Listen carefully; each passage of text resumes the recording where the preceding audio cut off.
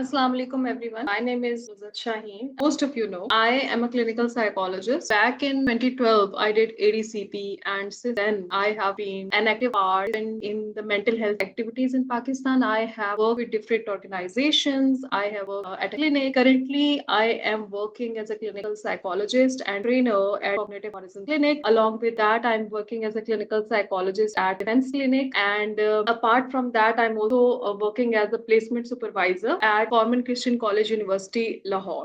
That was my introduction, and today's webinar is of anger management, in which we're going to talk about how we can plan a session as practitioners. और उस session के अंदर हमने किन किन चीजों को माइंड में रखना है और उस सेशन के अंदर हमने कौन कौन सी जो टेक्निक्स हैं वो अप्लाई करनी है। तो आज हम ये सब सीखेंगे। तो आज जो हम 3 थेरेपीज की टेक्निक्स पे बात करेंगे वो कॉग्निटिव बिहेवियर थेरेपी है and acceptance and commitment therapy है। ऑब्वियसली हम इन थेरेपीज को तो पूरा नहीं पढ़ेंगे, लेकिन हम ये देखेंगे कि इन थेरेपीज में से कौन सी टेक्निक्स हम यूज कर सकते हैं अपने सेशन के अंदर एज अ क्लिनिशियन, और टेक्निक्स को हमने कहाँ और कैसे इस्तेमाल करना है। कॉग्निटिव हॉरिजन्स क्लिनिक के बारे में थोड़ा सा इंट्रोडक्शन दूंगी and then we will move on to the topic of the webinar. हमारा जो क्लिनिक है it's an online setup right now, but it's working towards its physical setup as well. We provide clinical sessions. We have a team of clinical psychologists from all over Pakistan, and we have trainers. We provide courses, we provide workshops, webinars, even seminars.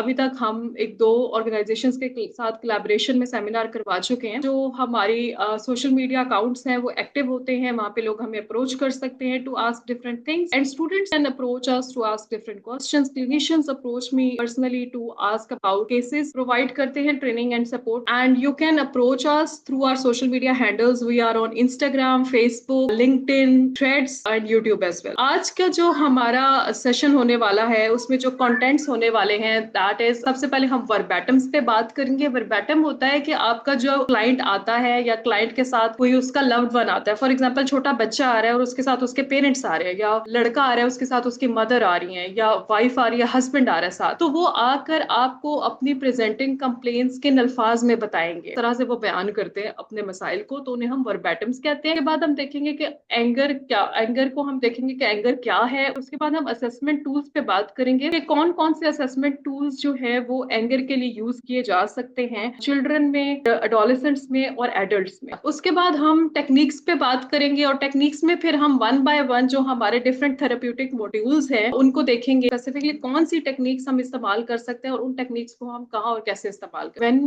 We are taking session as a therapist, as a clinician, तो हमारे लिए बहुत important होता है ध्यान से अपने clients को और क्लाइंट्स के साथ जो लोग आए हैं उनको सुनना। आप सबसे पहले, आपके पास जब थेरेपी के लिए कोई क्लाइंट आता है ना, और नॉर्मली पाकिस्तान में साइलेंट क्लाइंट्स नहीं आते। मैंने अपनी प्रैक्टिस में बहुत कम ऐसे क्लाइंट्स देखे जो आके बिल्कुल चुप करके बैठ जाते हो या उनके केयर गिवर्स चुप करके बैठ जाते हो। नॉर्मली लोग आएंगे और वो आके एक लंबी दास्तान आपको सुनाएंगे कि ऐसे होता है, वैसे होता है, ये होता है। लेट देम स्पीक, उन्हें बोलने दें, ना चाहे वो बोलना चाहते हैं, लेट देम स्पीक। मुझे एक दफा मेरी एक स्टूडेंट ने पूछा कि मैम, अगर मेरी क्लाइंट है और वो 9 मिनट्स का सेशन है और उस 59 मिनट्स के सेशन में वो 45 मिनट से बात अपनी करती हैं, क्या मैं उन्हें टोका करूं या उन्हें रोका करूं? और सो आई सेड टू हर कि नहीं, आप जितने अच्छे से अपने क्लाइंट को सुनेंगे, एम्पथाइज करेंगे, in the middle of the conversation आप उनकी कोई बात उनको दोहरा देंगे टू मेक देम रियलाइज कि आप सुन रहे हैं, तो आपका इन द लॉन्ग रन बहुत अच्छा थेरेप्यूटिक अलायंस क्रिएट करेगा। पैटर्न्स की बात करें तो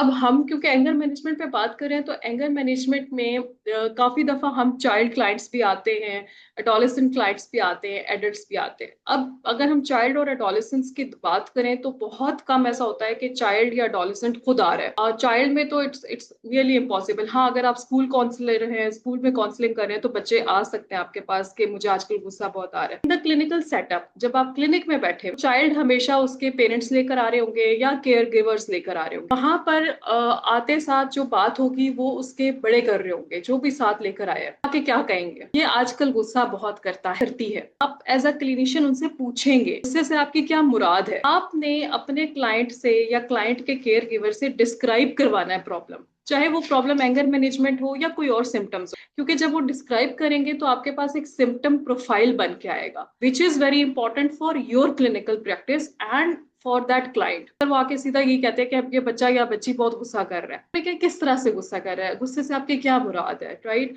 वो कहेंगे जी ये बात नहीं सुनता, बात नहीं मानता, फेंकता है या फेंकती है, चीखे मारता है या मारती है। नॉर्मली जो आता है ना वर्बैटम, वो यही आ रहा होता है। खाना नहीं खाती है टाइम से, नहीं खाता है टाइम से। आजकल जो बहुत ज्यादा प्रॉब्लम आ रहा है वो ये आ रहा है कि बच्चा कंप्यूटर या लैपटॉप छोड़ता नहीं है, मोबाइल नहीं छोड़ता, और जब छोड़ने का बोलो तो गुस्सा करता है। And then at this point आप फिर पूछोगे कि किस तरह से गुस्सा करते हैं, because it's very important for you to know कि जो एंगर शो हो रहा है वो कैसे हो रहा है। वर्बली वो एग्जीक्यूट हो रहा है, फिजिकली एग्जीक्यूट हो रहा है, बच्चा कुछ कर रहा है उस टाइम पे, या फिर वो जो है वो सप्रेस्ड एंगर है, बच्चा अंदर रूम में जाके अपने आप को लॉक कर रहा है या इस तरह। तो आपका जो वर्बैटम आएगा ना क्लाइंट का, उसको आपने बड़े ध्यान से सुनना है और उसको उसके पॉइंट्स लेने हैं आपने, राइट।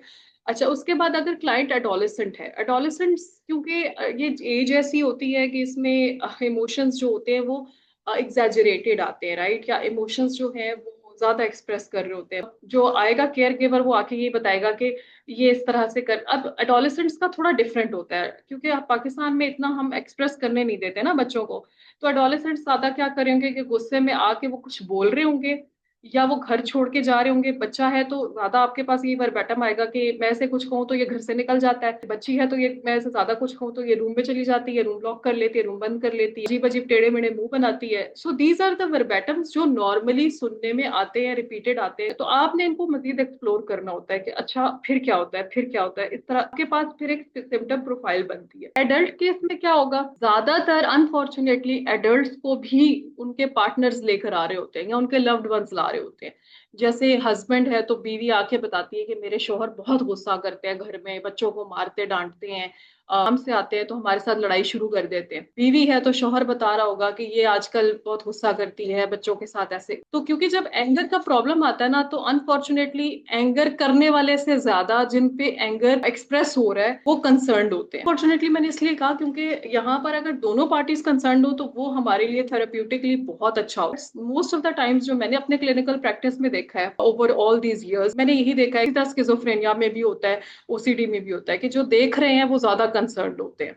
अब एज अ क्लिनिशियन आपने क्या चीजें नोट करनी। आपके सामने क्लिनिक में आप बैठे हो और आपके सामने बैठे हैं क्लाइंट, उनके साथ बैठे हैं उनके रिलेटिव जो भी उनके लव्ड वन उनके साथ आए हैं। वो आपको एक फर फर फर फर फर मसले बता रहे हैं, ये भी करता है, ये भी करती है, ये भी करता है, ये भी करती है, एक लाइन लिस्ट ऑफ थिंग्स बता रहे हैं कि क्लाइंट जो है कि ये प्रॉब्लम्स आते हैं। उस लिस्ट में के बाद आपका क्लाइंट क्या है, एडोलेसेंट है या अडल्ट, आपका क्लाइंट उसको कैसे निगेट करता है या एक्सेप्ट करता है वो आपने नोट करना। आपका क्लाइंट उसे डिनाई तो नहीं कर रहा प्रॉब्लम, या आपका क्लाइंट ये तो नहीं कह रहा कि एडल्ट्स में ये बहुत ज्यादा होता है। हमारे क्लाइंट्स कहते हैं नहीं ये इन्हें ही ज्यादा लगता है, वरना मैं तो इतना गुस्सा करता नहीं हूँ, मैं तो इतने। वो चीज को आपने नोट करना है एज अ क्लिनिशियन। मैं क्वेश्चंस लूंगी लेकिन एट द एंड आपको अगर मीनवाइल कोई क्वेश्चन होगा आप अपने पास लिख लें या चैट में लिख दें, I look in to it. लेकिन पहले जरा हम अपना वेबिनार कंप्लीट कर लें। तो अगर डिनाइल आ रहा है तो वो आपने नोट करना है, ठीक है। आपने फिर ये नोट करना है कि क्लाइंट को कितना इंसाइट है। आप क्लाइंट से पूछें कि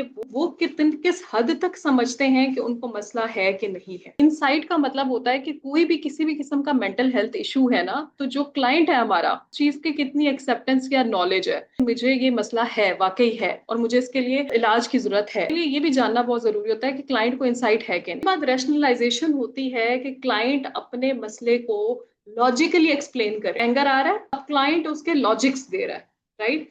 तो ये भी आपने एज अ क्लिनिशियन नोट करना होता है। उसके बाद क्लाइंट अगर ये कह रहा है कि हाँ जी मुझे गुस्सा तो आता है, लेकिन मुझे गुस्सा फलां और फलां की वजह से आता है, तो वो एक्सटर्नल रीजनिंग दे रहा है। साइको एजुकेशन बहुत जरूरी है एंगर मैनेजमेंट की। जब हम बात करते हैं नॉर्मली पाकिस्तान में, जब हमारे पास क्लाइंट्स आते हैं एंगर के मसले लेके, लगता है कि भाई हम एक कोई जादू की छड़ी घुमाने वाले हैं और फौरन से हम हमारा जो ये एंगर का इशू है या कोई भी इशू है तो उससे सॉल्व हो जाएगा। आपने पहले ही सेशन में depending on the intensity of the problem आपने क्लाइंट को और क्लाइंट के साथ आने वाले केयर गिवर को या लव्ड वन को बताना है कि this will not be a one session solution. Tell them how many estimated sessions they will be taking और उन estimated sessions में what will you be doing. Approximately आप उन्हें एक सेशन प्लान बताते हो एक कंसेंट उनसे लेते हो, उनको अपने लूप में रखते हो, which is also ethical practice. में गुस्सा जो है, बेसिकली गुस्सा एक इमोशनल रिस्पॉन्स है, इमोशन तो है ना। गुस्से को ना थोड़ा अंडरस्टैंड किया जाता है। गुस्से को अक्सर ये समझा जाता है कि गुस्सा ही मसला है, जबकि गुस्सा काफी टाइम्स पे, मैक्सिमम टाइम्स पे गुस्सा इंडिकेटर होता है। फॉर एग्जाम्पल, आपके दोस्त ने कोई बात कही और वो आपको बुरी लगी, उस बात से आपको गुस्सा आया, ये बात शो कर रहा है कि उसने कोई बाउंड्री क्रॉस की आपकी। ठीक है, तो गुस्सा अक्सर आपको अपने आप को अंडरस्टैंड करवाने में बड़ी हेल्प करता है। तो गुस्सा जहां पे हमें ये लगता है कि it's a negative emotion, it's actually in many cases very helpful emotion. It's very normal and it's very natural. ठीक है, अगर आप लोगों में से किसी ने इनसाइड आउट देखी होगी तो आपने देखा होगा कि प्राइमरी इमोशंस में एंगर वाज आल्सो इंक्लूडेड। अब अक्सर सवाल मुझसे मेरे स्टूडेंट्स तो ये करते हैं, तो इसलिए मैंने ये ऐड कर दिया कि मैम इमोशन और मूड में क्या फर्क होता है। तो इमोशन जो है वो जरा शॉर्ट लिव्ड हो, फौरन से, जैसे हमने कहा ना इमोशनल रिस्पॉन्स है, फौरन से आएगा, कुछ टाइम के लिए रुकेगा और फिर गायब हो जाएगा। ठीक है, मूड क्या है, वो जरा लॉन्गर पीरियड के लिए रुकेगा और वो एक स्टेट बन जाएगी। ठीक है, जैसे इरिटेबिलिटी मूड है, गुस्सा जो है वो इमोशन है। अब अगर हम देखें कि हेल्दी वर्सेस अनहेल्दी एंगर, मैंने कहा ना कि गुस्से को हम मिसअंडरस्टैंड करते हैं। अगर हम गुस्से को मैनेज कर सकते हैं तो ये हमारे लिए बहुत ज्यादा बेनिफिशियल हो जाता है, हमें गोल्स ओरिएंट करवाता है, असर्टिवनेस और रिस्पेक्टफुलनेस सिखाता है। हमें अक्सर गुस्से के थ्रू ही पता चलता है कि हमारी बाउंड्रीज क्या है, क्या चीज है जो हमें एज अ ह्यूमन या एज अ पर्सन नहीं पसंद है किसी के कर। अब अगर जिंदगी में कभी किसी ने मुझे तू तरह करके नहीं बुलाया तो मुझे नहीं पता चलेगा कि I don't like to be called in that way. Did somebody say something? Mohammad please can you mute your mic? का कोई इशू है आपका? Hello Mohammad, sorry about that guys. Okay जी, हम बात कर रहे थे कि गुस्सा, अच्छा गुस्सा हेल्दियर किस तरह से होता है अगर हम रिकॉग्नाइज कर रहे हैं अपने इमोशन को, एक्नॉलेज कर रहे हैं कॉन्शियसली। ठीक है, उसे हमें मैनेज करना आता है, उसे हमें कंट्रोल करना आता है, तो वो फिर हेल्दी एंगर होएगा। लेकिन अगर वही गुस्सा हम या तो दबा रहे हैं या वो हम ओवरली एक्सप्रेस कर रहे हैं, वही गुस्सा जो है वो अनहेल्दी एंगर में चेंज हो जाता है। As soon as I feel a certain way, I know what my values are और what I want in my life और व्हाट आई स्टैंड फॉर। तो इस तरह से गुस्सा जो है हमें बहुत सारी चीजें सिखाता है और समझाता है। छोटे बच्चे, अनफॉर्चुनेटली अगर बच्चे मेरे पास कभी ऐसा होता है कि अब्यूज वाले बच्चे आते हैं, ठीक है, तो अब उन बच्चे, वो छोटे एज के बच्चे को ये नहीं पता होता कि मेरे साथ अब्यूज हो रहा है, वो अपने इमोशंस के थ्रू उसको आइडिया हो रहा होता है कि कुछ गलत हो रहा है। इमोशंस जो है they are kind of indicators, right. तो हमने इस चीज को समझना भी है और अपने क्लाइंट को भी समझाना है, क्योंकि अक्सर हमारे क्लाइंट्स जब एक दफा एक्सेप्टेंस पे आ जाते हैं ना कि हाँ उनको प्रॉब्लम है, तो वो फौरन गिल्ट में चले जाते हैं। We have to understand this ourselves and then explain it to our clients as well that anger in itself is not the problem. How we deal with anger, that's the main issue. ठीक है, हम अपने anger को समझ के अपने anger को इस्तेमाल कर सकते हैं अपनी बेटरमेंट के लिए। ठीक है, एंगर साइकिल, जब हम एंगर साइकिल की बात करते हैं तो anger starts with a trigger. ठीक है, हमेशा anger starts with a trigger.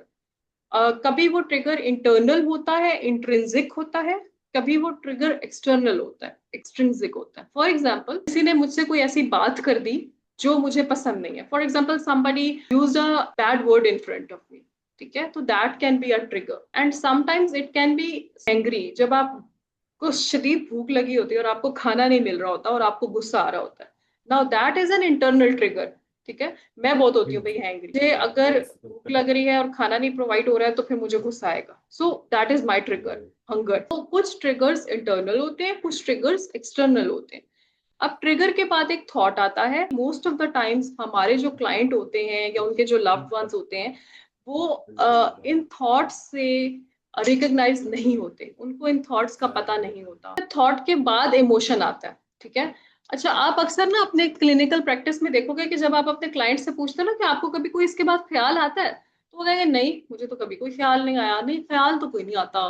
तो मोस्ट ऑफ द टाइम हमारे जो क्लाइंट्स होते हैं वो अपने थॉट से आशना नहीं होते, हमें करवाना पड़ता है। कैसे करवाते हैं हम आगे बात करें। फिजिकल अराउजल आता है, it can go the otherwise as well. ऐसे हो सकता है कि पहले इमोशन आए बाद में थॉट आए, ठीक है, और बाद में फिजिकल अराउजल आए। सो दिस इज अ साइकिल, ठीक है, rather than this flow chart, it's a cycle. इसमें कोई भी एक पॉइंट पहले और दूसरा पॉइंट बाद में आ सकता है, पर trigger is the first point, ठीक है। अच्छा, फिजिकल अराउजल क्या है? कुछ लोग कहेंगे कि जी मेरे यहाँ से ना गाल से धुआं निकलता हुआ महसूस, कुछ लोग कहेंगे कि मेरे यहाँ पे पसीना आ जाता है, कुछ लोग कहेंगे जी मेरे माथे पे पसीना आना शुरू हो जाता है, कुछ लोग कहेंगे मेरे हाथों पे पसीना आता है, कुछ लोग कहेंगे मेरे हाथ गर्म महसूस होते हैं। तो कुछ भी इंडिकेटर हो सकता है, इसको हम कहते हैं वार्निंग साइन ऑफ एंगर। बहुत जरूरी होता है हमारे क्लाइंट को समझना कि physical arousal is one of the warning science. अगर एक दफा अपने हमारे जो क्लाइंट है उनको ये समझ आ जाए ना मेरे क्या क्या ट्रिगर्स हैं, मेरे क्या क्या फिजिकल अराउजल्स हैं, तो उसके बाद मैनेजमेंट आसान हो जाता है। फिजिकल अराउजल ड्यूरिंग एंगर आता है, बिफोर एंगर भी आता है अक्सर। We have to like guide our clients कि वो अपने फिजिकल अराउजल्स को आइडेंटिफाई कर। तो उसके बाद ऑब्वियसली बिहेवियर है। कभी कभी ये जो पूरा साइकिल है इसको होने में 5 से 10 मिनट लगते हैं, कभी कभी ये सेकंड्स में होता है कि सेकंड्स में it directly goes from trigger to behaviour.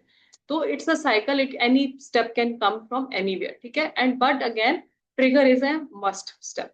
अच्छा, इसके बाद बिहेवियर के बाद क्या होता है, कॉन्सिक्वेंस आता है। फॉर एग्जाम्पल बच्चे ने टेंट्रम थ्रो किया और माँ ने हाथ छोड़ दिया बच्चे पे, या फॉर एग्जाम्पल बच्चे ने या कोई एडल्ट है उसको गुस्सा आया उसने चिल्ला दिया, and now they will get either punished for it और रिलेशनशिप में प्रॉब्लम आ जाएगा, ठीक है। तो कॉन्सिक्वेंस एट द एंड आता है। अगेन जब हम कॉन्सिक्वेंस की बात करते हैं तो कॉन्सिक्वेंस भी इंटरनल और एक्सटर्नल दोनों में से कोई भी टाइप का हो सकता है, ठीक है। मतलब फॉर एग्जाम्पल आपका जो कभी कभी क्या होता है कि बाहर लोग जो हैं वो आपको कोई कॉन्सिक्वेंस दे देते हैं ना, दोस्त ने दोस्ती तोड़ दी, माँ बाप ने डांट दिया, या बॉस ने डांट दिया, या कुलीग ने। कभी कभी ये इंटरनल भी होता है कि आप गिल्ट में चले गए, किसी ने कुछ नहीं कहा लेकिन आपको गिल्ट हो रहा है अब, किसी ने कुछ नहीं कहा लेकिन अब आपको रोना आ रहा है, ठीक है। तो ये consequence it can be either internal और एक्सटर्नल। अब एज अ क्लिनिशियन हमने जब गुस्से को समझ लिया, ठीक है, हमने इसी तरह साइको एजुकेट करना है अपने क्लाइंट्स को भी कि गुस्सा जो है it's a very natural normal emotional response. It can be beneficial for very natural, हर किसी को आता है, बट आपने उसको मैनेज कैसे करना है दैट्स अप टू यू। फिर आप उनको साइकिल थोड़ा सा ये समझाओगे कि दिस इज द साइकिल और हमने साइकिल को भी समझना है, ठीक है। साइको एजुकेशन में आप ये एंगर साइकिल भी बताते हो उनको। उसके बाद क्या होता है, उसके बाद असेसमेंट की बारी आती है। देखो, आपके पास जब कोई एंगर का इशू लेकर आएगा ना, तो अक्सर ऐसा होगा कि सिम्टम्स जो है वो बड़े मिक्स्ड मिलेंगे आपको। आप सिम्टम्स सुन रहे हो और एज अ क्लिनिकल साइकोलॉजिस्ट आपके माइंड में 3 4 डिसऑर्डर्स आ रहे हैं। It can be either this, or it can be either that, or it can be either this. और फिर आप उसमें से डिफरेंशिएट करते हो कि whether it's just an anger issue, कि सिर्फ एंगर का इशू है, या it's leading towards any mental health disorder, ठीक है। तो उस सूरत में आपके लिए assessment is very important. Assessment is also important because आपने एक पूरा प्लान बनाना है और उसके लिए आपको पता होना चाहिए कि क्या क्या सिम्टम्स जो हैं वो आपने टैकल करने हैं और किस तरह से करें। टूल्स की अगर हम बात करें, सबसे पहला और सबसे इंपॉर्टेंट टूल तो आपका क्लिनिकल इंटरव्यू है। ये आपका हर मेंटल हेल्थ डिसऑर्डर के लिए, हर मेंटल हेल्थ इशू के लिए पहला और फर्स्ट और फॉरमोस्ट जो आपका टूल है वो क्लिनिकल इंटरव्यू। आप किस तरह से उनसे सवाल कर रहे हो, किस तरह से प्रोबिंग कर रहे हो, किस तरह से हिस्ट्री ले रहे हो, ये सारा जो आधे से ज्यादा जो आपकी क्लैरिफिकेशन है वो उसी से आ जाती है, ठीक है। फॉर एग्जाम्पल अगर वो आपको कुछ बता रहे हैं तो आप उसके वाइज एंड वेंस में जा रहे हो। उसके बाद हम जो आप लोगों को मैं मटेरियल जिन्होंने पे किया है उनको जो मटेरियल प्रोवाइड होगा उस मटेरियल में ये टूल्स ऐड भी होंगे। एग्रेशन क्वेश्चनर ऐड होगा, क्लिनिकल एंगर स्केल ऐड होगा, एंगल इन्वेंट्री ऐड होगी, बिहेवियर चेकलिस्ट ऐड होगी। प्रिंट करवा के पास रख लो। एग्रेशन क्वेश्चनर हो, क्लिनिकल एंगर स्केल हो, नोवैको का एंगर स्केल हो, ये सारे जो हैं ये क्वेश्चनर फॉर्म में होते हैं। You either ask the client, या तो आप क्लाइंट से वो सवाल पूछते हो या उनके केयर गिवर से या लव्ड वन से, और फिर आप मार्किंग करते हो। बहुत सिंपल है, बहुत आसान है। फिर आप टोटल कर लेते हो and then you get the results, ठीक है। उसके बाद फंक्शनल बिहेवियर एनालिसिस है। एबीसी मॉडल, पहले क्या हुआ, फिर बिहेवियर क्या था, फिर कॉन्सिक्वेंस क्या था। अच्छा, एबीसी मॉडल कैसे इंप्लीमेंट होता है? एबीसी मॉडल आप कर सकते हो आइदर थ्रू बेसलाइन। आप उनको बेसलाइन दो, बेसलाइन के अंदर आपकी काफी चीजें निकल आती हैं, आपके ट्रिगर्स निकल आते हैं बेसलाइन के अंदर, आपके एंटीसीडेंट्स निकल आते हैं, बिहेवियर्स, कॉन्सिक्वेंसेस, सब कुछ उसके अंदर हो जाता है। तो बेसलाइन को आप एज अ टूल भी इस्तेमाल कर सकते हो, जो बेसलाइन चार्ट होता है। और बेसलाइन चार्ट को आप as a as a technique भी यूज कर सकते हो, क्योंकि आपको जो बेसलाइन चार्ट है वो एज अ टेक्निक भी आपके इस्तेमाल में आ सकता है। मैंने एक बेसलाइन चार्ट का स्क्रीनशॉट लगाया है।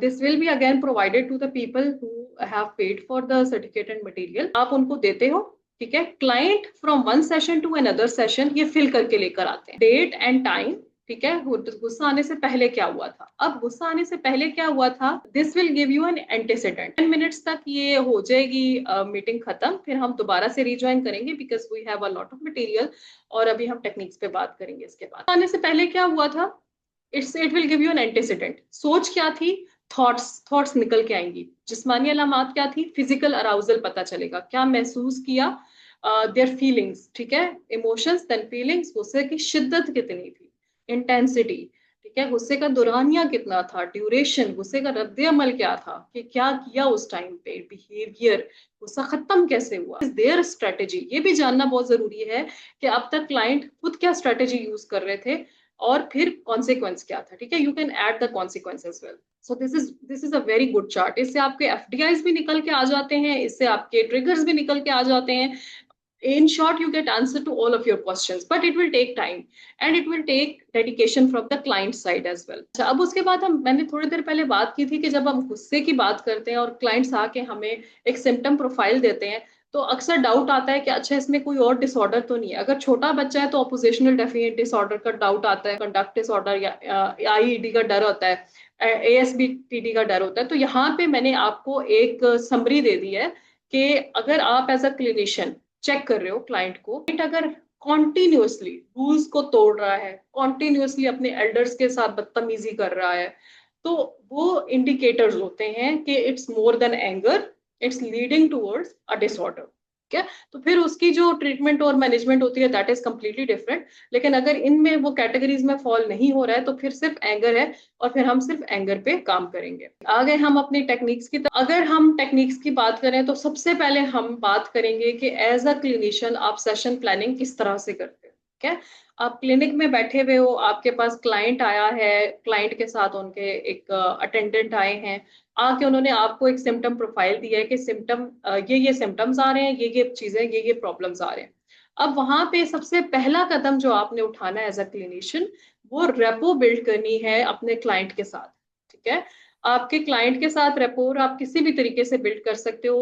एम्पैथी इज द की, आप उनकी बात सुनो, उनकी बात समझो, उनको टोको नहीं, क्लाइंट को टोकना नहीं चाहिए कभी भी। वो बोल रहे हैं, उन्हें बोलने दो। जब वो बीच में गैप लें, बोलते बोलते रुके, तो जो बात उन्होंने आखिरी की थी वो रिपीट करो, ताकि क्लाइंट को पता चले कि आप सुन रहे हो ध्यान से, ठीक है।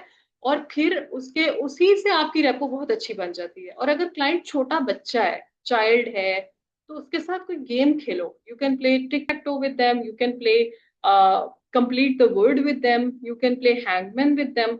तो छोटे बच्चे के साथ आप कोई छोटी मोटी गेम खेल लो, तो रेपोर जो है वो उस तरह से बहुत अच्छे से बन जाती है। फिर psycho education is very important. जैसे मैंने पहले बात की कि आपके क्लाइंट को आपने साइको एजुकेट कर देना है स्टार्ट में ही, क्लाइंट के साथ आने वाले लोगों को, कि ये जो सेशंस हैं they will be a number of sessions, ये एक सेशन में प्रॉब्लम हल होने वाला नहीं है, इतने सेशंस होंगे और उसमें हम ये प्रोबेबल टेक्निक्स यूज करने वाले हैं, ठीक है। उसके बाद असेसमेंट, सेकंड नंबर पे आपकी असेसमेंट आती है। आप अगले सेशन में उनकी असेसमेंट कर लो, या अगर आपके पास टाइम बच रहा है तो आप उसी सेशन में उनकी असेसमेंट कर लो। टूल्स हम पहले डिस्कस कर चुके हैं, उनमें से वही, उन्हीं टूल्स में से कोई भी टूल यूज करके आप उसकी असेसमेंट कर लो। उसके बाद शुरुआत में हम उनको रिलैक्सेशन एक्सरसाइजेस सिखाते हैं, ठीक है। पहले रिलैक्सेशन एक्सरसाइजेस, फिर डिस्ट्रैक्शन एक्सरसाइजेस, उसके बाद हम अपनी जो इंटेंस हमारी टेक्निक्स हैं, साइकोथेरेपी है ना, उसके बाद में हम उसमें जाते हैं।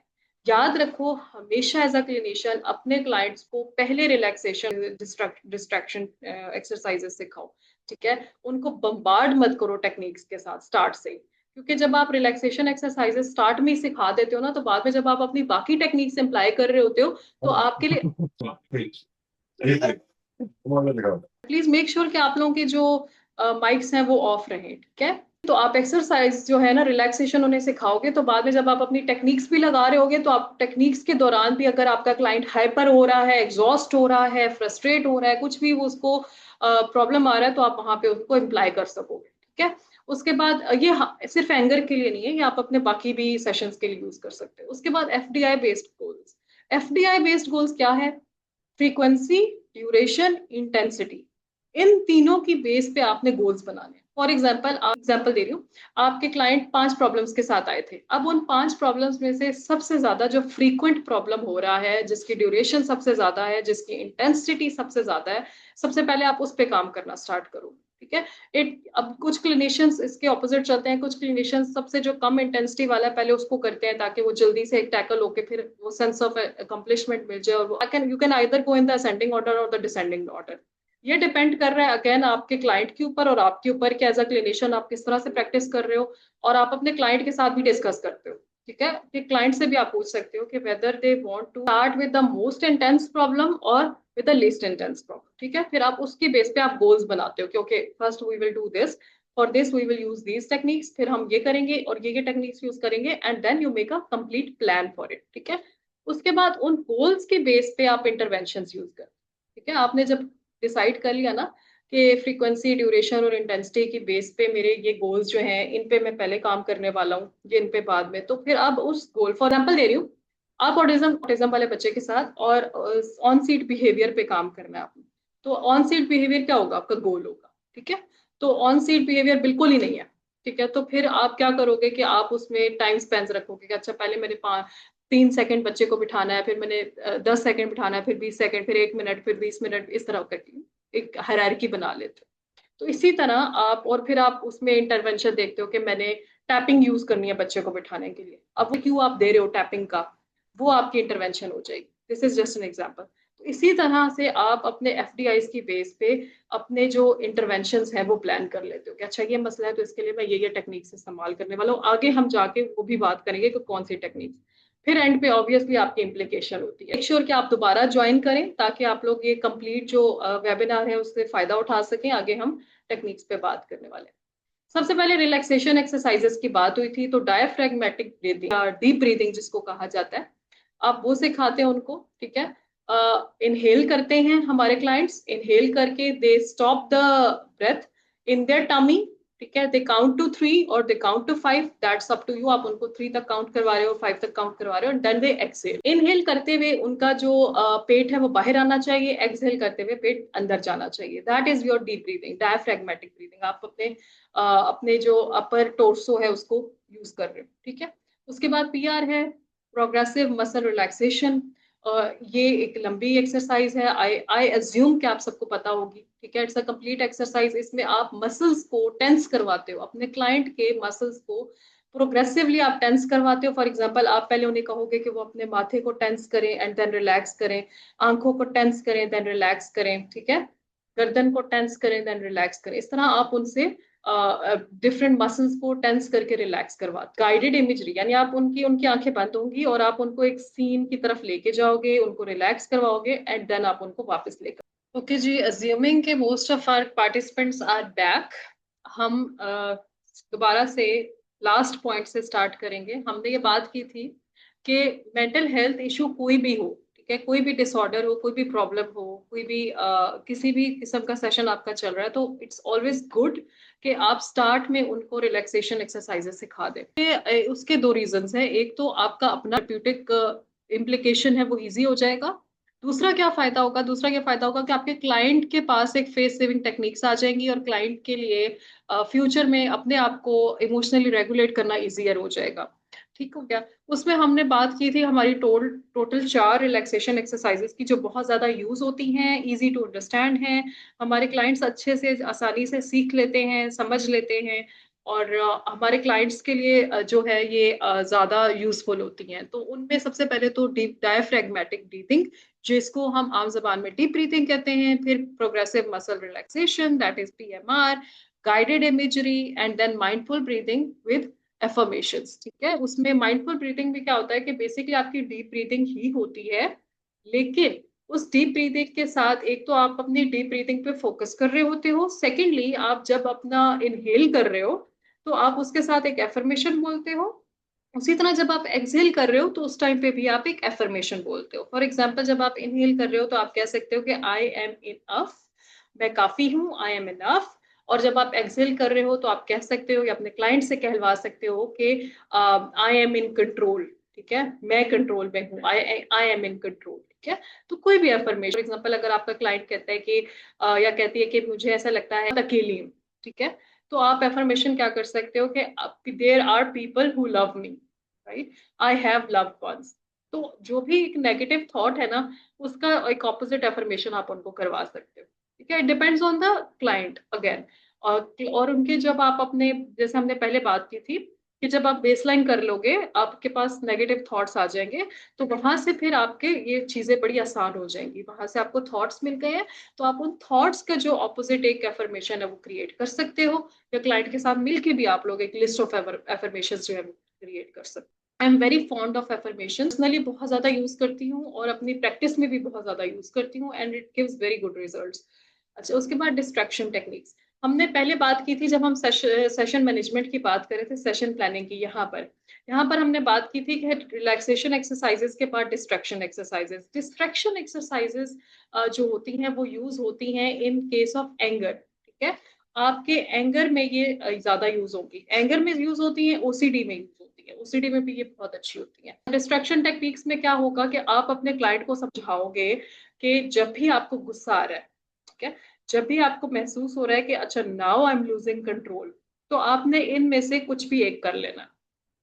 ठीक है, फॉर एग्जाम्पल काउंटिंग बैकवर्ड्स। ठीक है, अब यहाँ पर है काउंटिंग बैकवर्ड्स फ्रॉम 100 by 7। ये थोड़ा कॉम्प्लेक्स है, ये एडल्ट्स के लिए यूज होगा क्योंकि एडल्ट्स इजी चीजों में ना जल्दी उनका इंटरेस्ट लूज हो जाता है। एडोलेसेंट्स का भी हाल होता है कि आप उनको अगर कोई इजी टेक्निक बता रहे हो तो वो बहुत जल्दी अपना इंटरेस्ट लूज कर जाते हैं। तो एडोलेसेंट्स और एडल्ट्स के केस में आप ये करवाओगे। बच्चा है, अगर क्लाइंट चाइल्ड है, यंग है, 1-2 क्लास का बच्चा है, 3 क्लास का बच्चा है, तो उसके साथ आप क्या करोगे कि 10 से पीछे बैकवर्ड काउंटिंग, और यू कैन डू 50 से पीछे बैकवर्ड काउंटिंग, और फॉरवर्ड काउंटिंग भी आप उनको कह सकते हो कि 1 to 10 फॉरवर्ड काउंटिंग भी वो कर सकते हैं। ठीक है, तो अगेन डिस्ट्रक्शन टेक्निक कब बच्चा यूज करेगा या बड़ा यूज करेगा, जब उसको प्रॉब्लम फील हो रहा है कि अब मुझे गुस्सा आना शुरू हो गया, उस टाइम पे वो इस टेक्निक को यूज करेगा। उसके बाद name all the cities, countries, animals you can think of. अब आप अपने क्लाइंट से जब प्रोबिंग कर रहे होते हो, जब क्लिनिकल इंटरव्यू कर रहे होते हो, तो you get to know them what they like and what they don't like.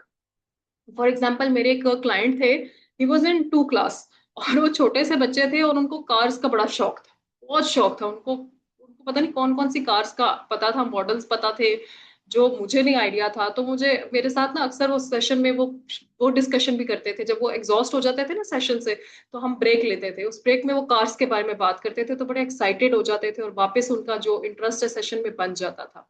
तो आपका क्लाइंट का किस चीज में इंटरेस्ट है वो बहुत जरूरी है, एज अ क्लिनिशियन आपको पता होना।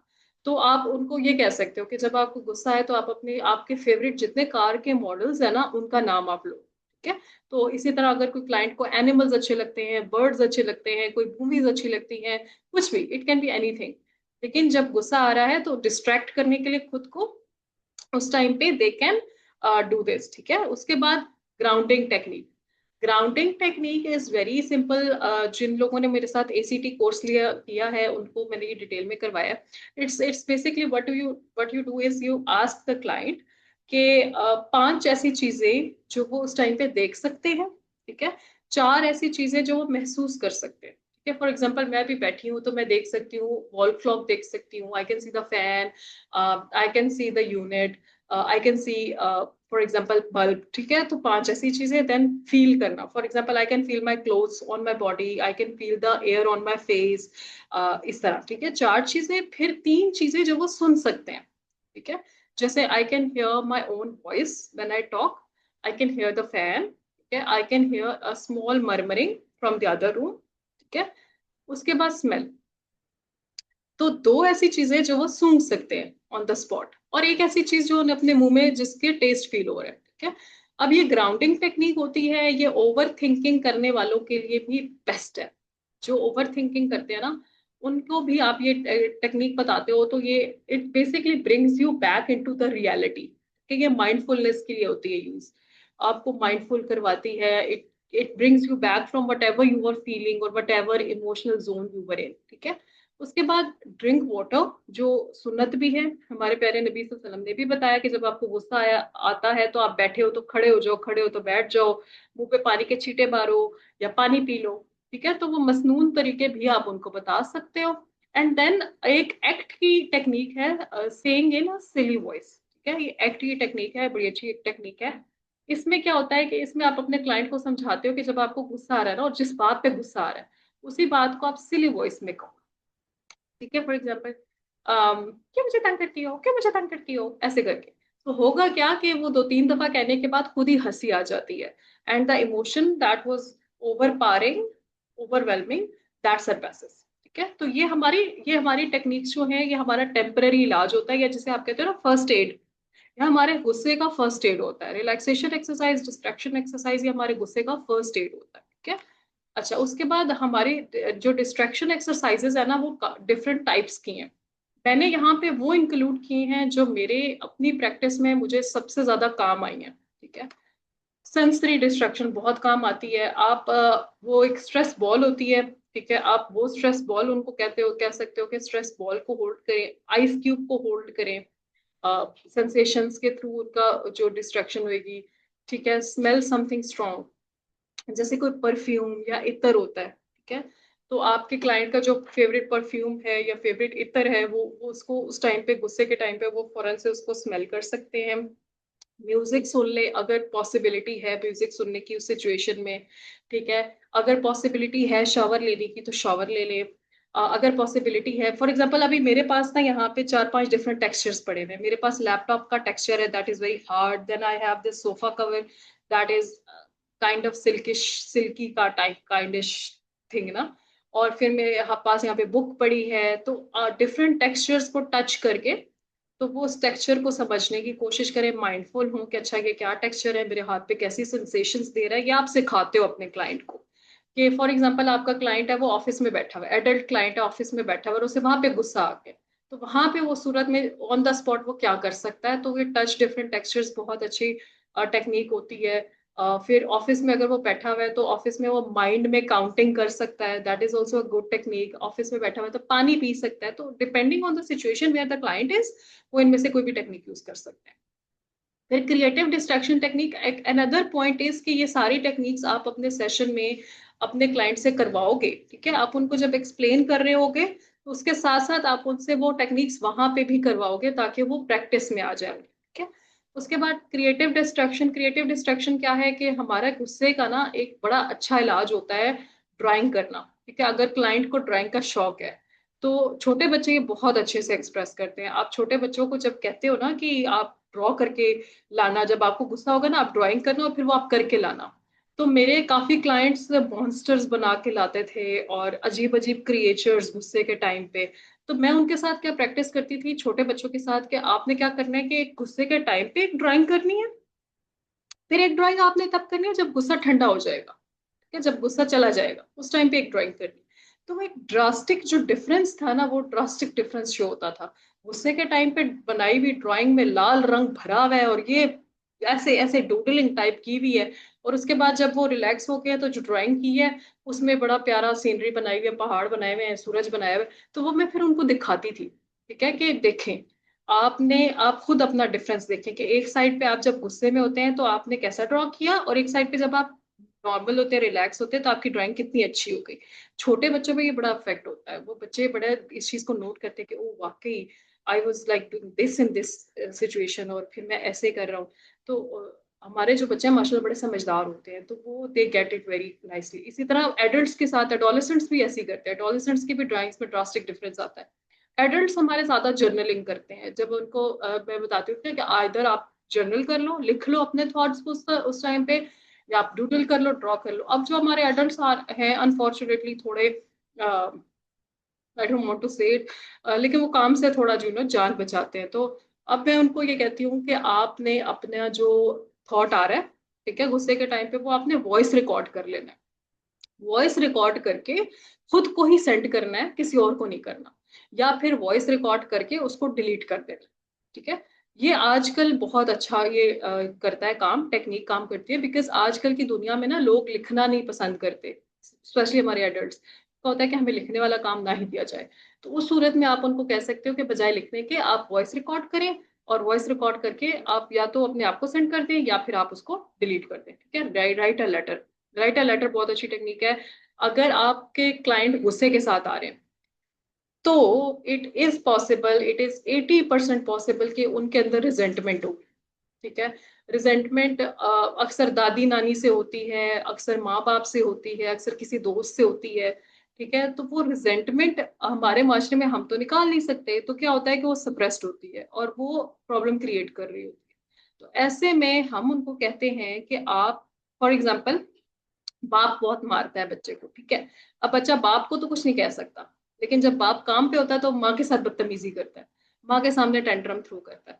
तो अब आपने अपने क्लाइंट को कहना है कि वो अपने बाप के नाम पे खत लिखें और उसमें अपने बाप को सारी जो फीलिंग्स हैं, सारी जो उसके अंदर रिजेंटमेंट है, जो गुस्सा है, जो गिले हैं, जो शिकवे हैं, वो सब वो उस खत के अंदर लिख दे।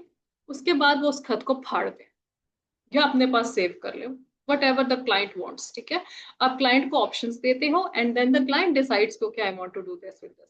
तो that is very very good technique. एक और टेक्निक है जो यहाँ मैंने मेंशन तो नहीं की हुई है, बट मैं आप लोग को बताती हूँ। That is empty chair technique, which is also very good for resentment, क्योंकि रिजेंटमेंट गुस्से वाले केसेस में बहुत ज्यादा होती है। तो उसमें क्या करते हो आप, उसमें बेसिकली आप ये कहते हो कि अपने क्लाइंट को कहते हो कि यहाँ सामने खाली कुर्सी है, आप इमेजिन कर वो करवाते हो उनको गाइडेड इमेजरी के थ्रू कि उस कुर्सी पे जिस बंदे से इनको रिजेंटमेंट है वो बंदा बैठा हुआ है। ठीक है। फॉर एग्जाम्पल, वालिद हैं या अंकल हैं या दादो हैं या नानो हैं, whosoever it is, वो बैठे हुए हैं। और अब उस इमेजिनरी बंदे को, क्योंकि वो वहां पे रियल में तो नहीं है ना, उनको इन्होंने अपनी हर दिल की बात कहनी है, जो इनको गिले हैं, जो इनको गुस्सा है, वो सब उनको कह देना है। सो this is empty chair technique which is very good, और ये भी रिजेंटमेंट में बहुत अच्छे से काम करती है। ठीक है। उसके बाद कलरिंग है, कलर करें, कलरिंग बुक में कलर करें।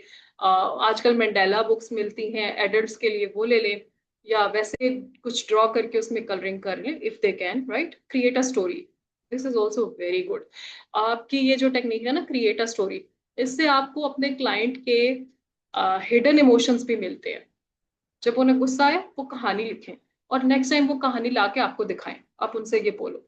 तो वहां पे आपको बड़ी चीजों का आइडिया होता है। ये एक तरह से ना प्रोजेक्टिव टेस्ट हो जाता है जब वो स्टोरी क्रिएट करते हैं। अब हम आ रहे हैं हमारी मॉड्यूल्स की तरफ। ठीक है। तो जो सबसे पहला मॉड्यूल है, ACT, acceptance and commitment therapy को कहते हैं। ठीक है।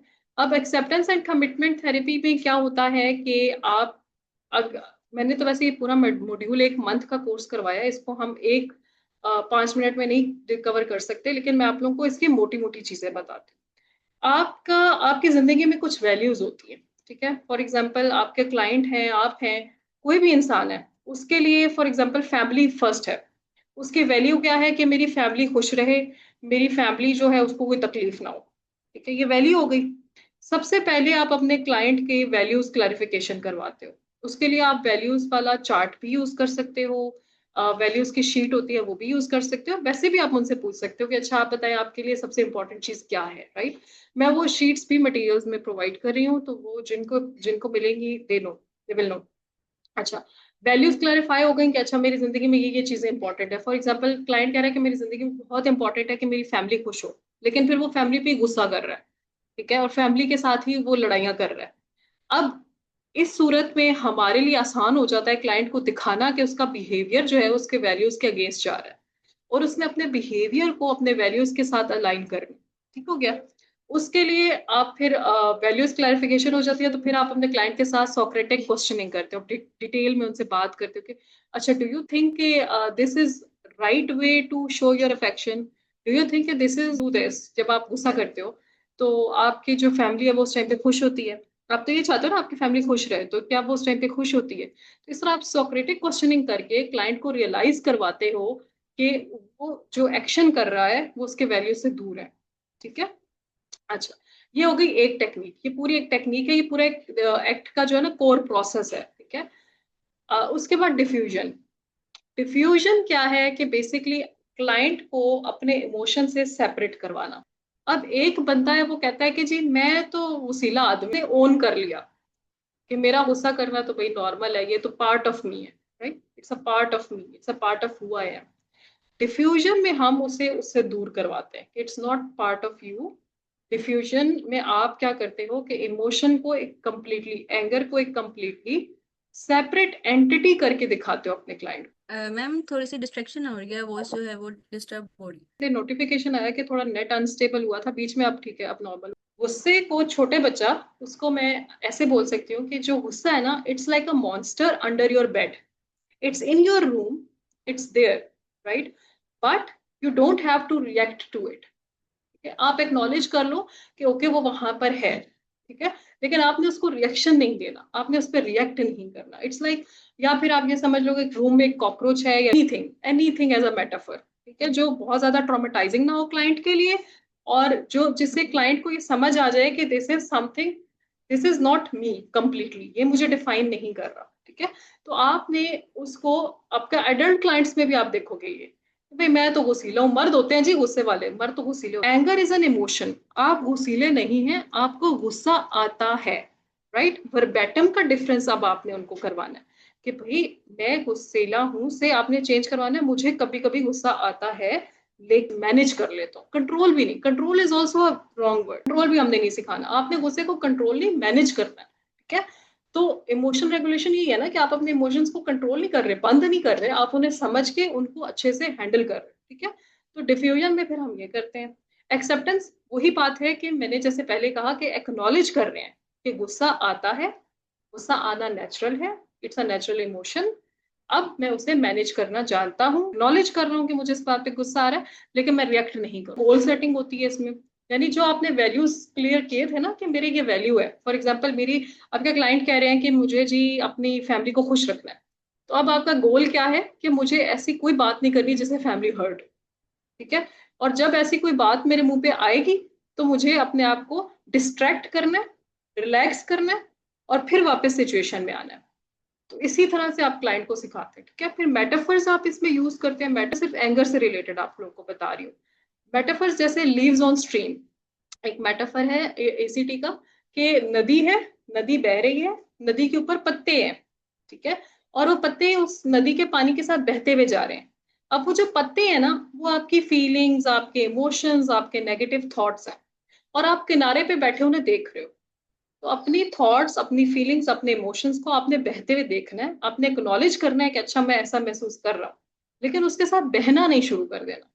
क्या उसके साथ ये नहीं है कि आप पानी में जंप लगा दो और उसके साथ तैरते हुए जाओ, which is obviously non sensical, ठीक है। तो जब आप क्लाइंट से भी बात करोगे तो they will also understand this. उसके बाद सेल्फ एज अ कॉन्टेक्स्ट, अपनी जात को, ये जैसे मैंने अभी थोड़ी देर पहले कहा ना कि आपने उस वो बन नहीं जाना कि मैं तो गुस्सीला आदमी हूँ, ये तो बच्चा है ही गुस्से वाला, ये तो गुस्से वाला ही बच्चा है, ठीक है। आपने पेरेंट्स को भी मना करना है, अक्सर पेरेंट्स भी इस तरह के वर्बैटम यूज कर रहे होते हैं, हमारा तो ये बच्चा जी है ही गुस्से वाला जी, शुरू से ही गुस्से वाला था, और बच्चा उस पर फखर कर रहा होता है। नो, वहां पे आपने उन्हें उन्हें कहना है कि do you think that this is the right way to say it, ठीक है।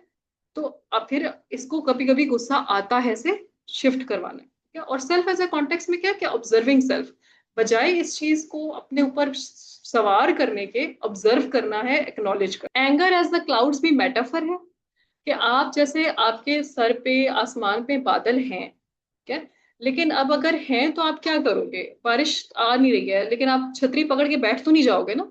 आप अपना सारा काम छोड़ के आप छतरी पकड़ के बैठ गए हो बीच रास्ते में कि जी बारिश आएगी, बारिश आएगी, बारिश आएगी, so you don't have to give in to it. आप क्लाइंट को समझाते हो कि गुस्सा आएगा, जब आपको ट्रिगर्स आएंगे आपको गुस्सा आएगा, बट इसका मतलब ये नहीं है कि आप छतरी पकड़ के बैठ जाओ कि हाय अभी मुझे गुस्सा आएगा, अभी आप उसके लिए वेट करना शुरू कर। क्लाउड्स आते हैं, लेट देम पास, ठीक है, वो आएंगे वो जाएंगे। तो एक्नॉलेज करना, एक्सेप्ट करना, एंड देन उससे अपने आप को डिफ्यूज करना, सेपरेट रखना, ये हम क्लाइंट को थ्रू एक्ट सिखाते हैं। इसके लिए हम मेटाफर्स की टेक्निक्स यूज करते हैं, इसके लिए हम वैल्यूज क्लैरिफिकेशन करते हैं, एंड इसके लिए हम फिर गोल सेटिंग के साथ हम इसको लेके चलते हैं। ये हो गया हमारा एक्ट। एक्ट के बाद let's talk about CBT. CBT is cognitive behaviour therapy. ठीक है, इसके नाम में जाहिर है कि कॉग्निशन पे बात होगी, थॉट्स पे बात होगी, मेंटल प्रोसेसेस पे बात होगी, उसके साथ simultaneously behaviour and then the therapy. अब इसमें जो मेन मॉड्यूल है वो क्या होता है कि थॉट्स आती हैं, थॉट्स के बाद हमारे इमोशंस, इमोशंस के बाद bodily sensations and then behaviours. Again ये एक साइकिल है, तो साइकिल में anything can come first and anything can come later. अब होता क्या है नॉर्मली कि हमारे जो क्लाइंट्स होते हैं वो अपनी थॉट्स से बहुत ज़्यादा अवेयर नहीं होते, ये बात हम पहले इस्टेब्लिश कर चुके हैं।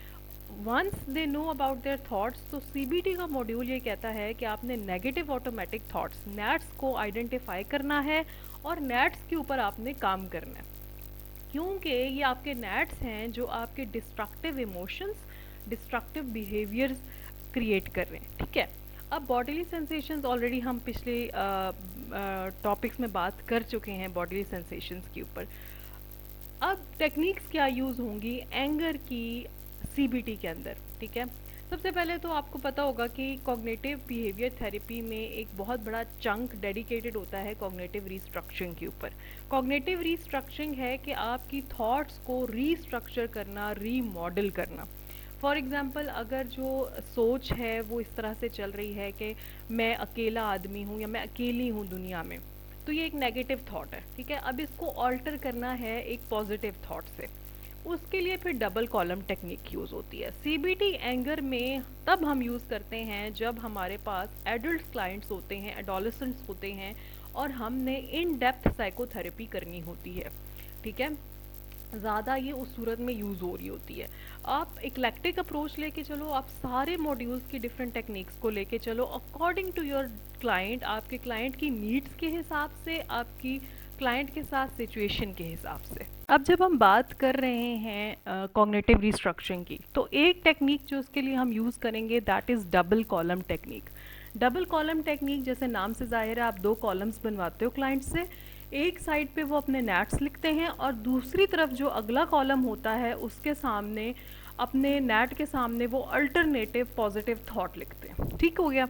सॉक्रेटिक क्वेश्चनिंग, जैसे मैं पहले भी बात कर चुकी हूँ, सॉक्रेटिक क्वेश्चनिंग क्या होती है कि आपने अपने सवालों के थ्रू क्लाइंट के माइंड में अपने नेगेटिव ऑटोमेटिक थॉट्स से रिलेटेड डाउट्स डालने हैं कि वो नैट्स जो हैं वो उनके लिए कितने हार्मफुल हैं या कितने रियलिस्टिक हैं या कितने फ्रूटफुल हैं। ठीक है, उसके बाद थॉट रिकॉर्ड वो किसी भी तरीके से कर सकते हैं, वो जर्नलिंग के थ्रू कर सकते हैं, वो बेसलाइन जब चार्ट फिल करके ला रहे हैं तो उसमें भी थॉट रिकॉर्ड उसका आ रहा है। ठीक है, उसके अलावा वो वॉइस मैसेज में अपने थॉट्स को रिकॉर्ड कर सकते हैं। So when ever they feel angry, whenever they have this sensation कि अब उनको गुस्सा आ रहा है या उनको किसी बात का कोई प्रॉब्लम आ रहा है, तो उस टाइम पे हम क्लाइंट को बोलेंगे कि वो आइडेंटिफाई करें कि उस टाइम पे उनकी सोच क्या आ रही है और फिर उस सोच को वो कहीं ना कहीं रिकॉर्ड कर लें।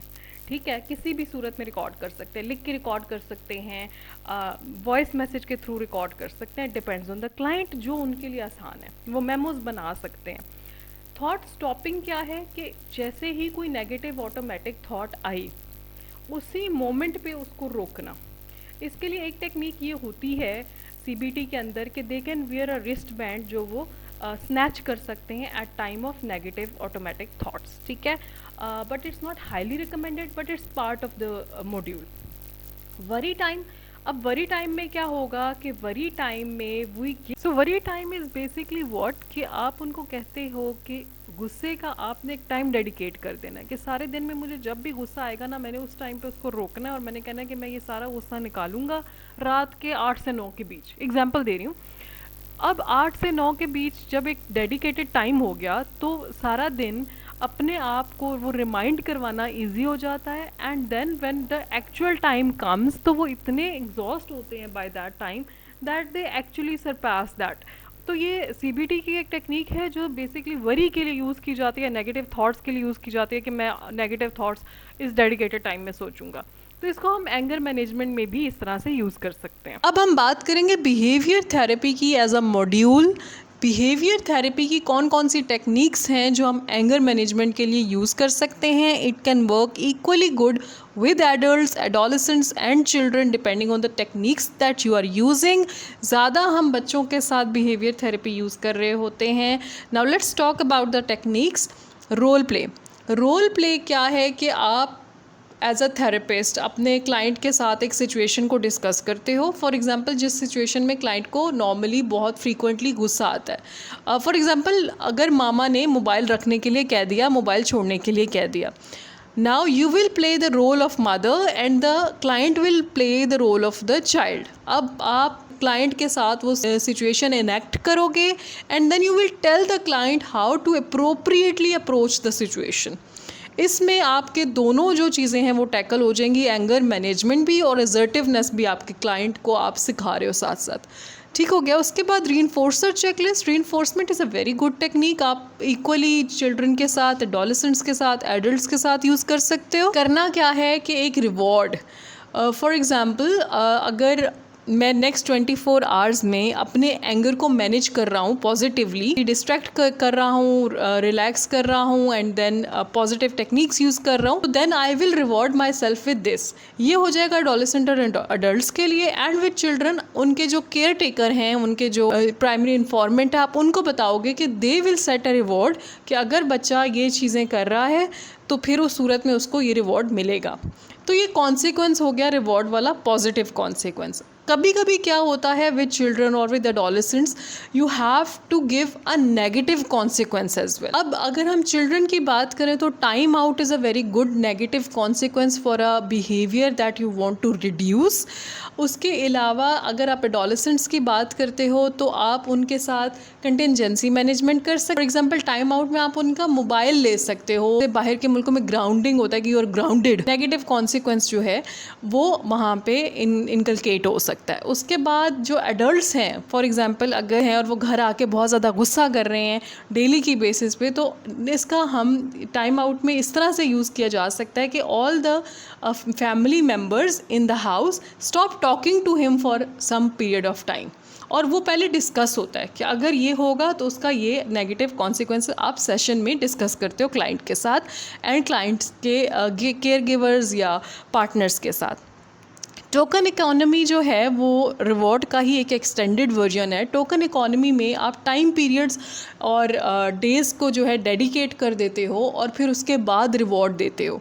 टोकन इकोनॉमी के लिए शीट्स हैं that will also be provided. उसमें आप गोल्स आइडेंटिफाई कर देते हो। ये गोल्स हैं, पूरे वीक में अगर ये गोल्स इतनी दफ़ा कवर हो जाएंगे तो रिवॉर्ड मिलेगा। ठीक हो गया।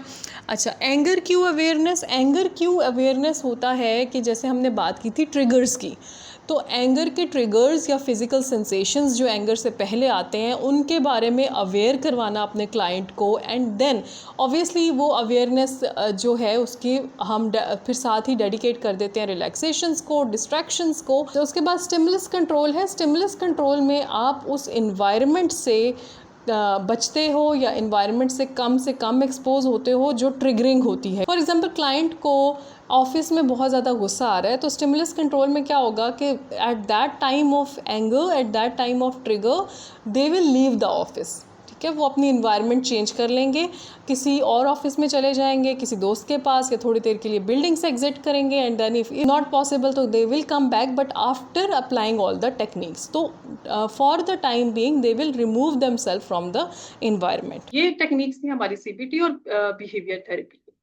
यहाँ पे बोनस टेक्निक्स मैंने ऐड की थी, exposure and tolerance training. Exposure and tolerance training जो है ना, ये सिमिलर है हमारे रोल प्ले से। ठीक है, थोड़े थोड़े रोल प्ले जैसी है, लेकिन ये जो हमारी एक्सपोजर थेरेपी है ना उसको यूज करती है। फॉर एग्जाम्पल ट्रिगरिंग, जो बहुत ट्रिगरिंग इवेंट है ना या ट्रिगरिंग सिचुएशन है, वो हम बच्चे को या बड़े को कहते हैं कि उसके बारे में सोचे और उसको सोचते हुए खुद को कंट्रोल करें।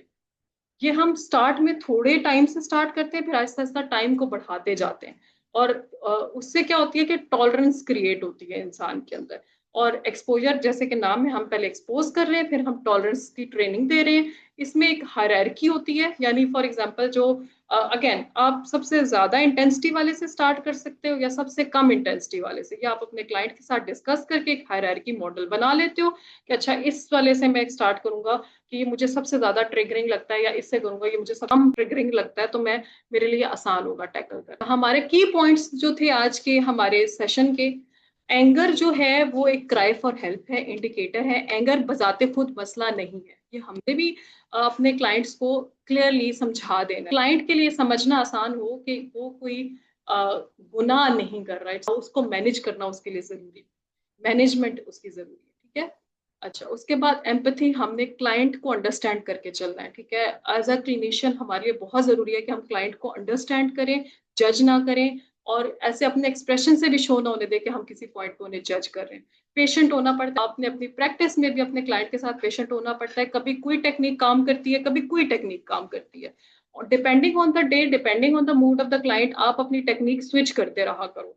ठीक है, कोई भी क्लाइंट है, कोई भी इंसान है, आप अगर फर्ज करो आज एक टेक्निक काम कर रही है, हो सकता है वो कल टेक्निक काम ना करे, अपनी टेक्निक स्विच कर लो। Don't stick to one particular module. Eclectic approach रखो, वर्सेटाइल अप्रोच रखो, और उसके हिसाब से अपने उसको सेशन को लेके चलो। एंड यकीन करो कि कोई इस पे आपको जज नहीं करेगा। जरूरी नहीं है कि आपने सिर्फ सीबीटी करनी है, जरूरी नहीं है कि आपने सिर्फ बिहेवियर थेरेपी ही प्रैक्टिस करनी है। ठीक है, उसके बाद जो मटेरियल है, मटेरियल में सब कुछ इंक्लूडेड है। अगर आपको मटेरियल चाहिए हुआ, आपने ये जो पूरा वेबिनार अटेंड किया, thank you so much for attending this webinar. अगर आपने इसके लिए आपको सर्टिफिकेट चाहिए, वेरीफाइड सर्टिफिकेट चाहिए, तो do let me know and then we'll work on that as well. इसी तरह हमने अपने क्लाइंट को भी समझाना है कि जिंदगी को बड़ा लाइट लेके चलना है, और एज अ क्लिनिशियंस हमने भी ये समझना है कि जिंदगी को हमने छोटे मोटे ड्रॉबैक्स के आने पे बहुत ज्यादा परेशान नहीं होना, और चीजों को हैंडल करना हमें भी एज अ क्लिनिशियन भी हमें भी कभी कभी जरूरत होती है, तो हमें भी अपने आप को भी चीजों को समझाना चाहिए फ्रॉम टाइम टू टाइम। आपके अगर कोई कमेंट्स हों, फीडबैक्स हों, प्लीज ग्रुप में जरूर दे दीजिएगा, अच्छा लगेगा मुझे। And thank you so much for joining, thank you so much, it really means a lot to me. और आई होप कि मैंने आज आपको कुछ नया सिखाया हो, आपने कुछ नया सीखा हो। एंड अगर कोई क्वेश्चन है तो प्लीज ग्रुप में ड्रॉप कर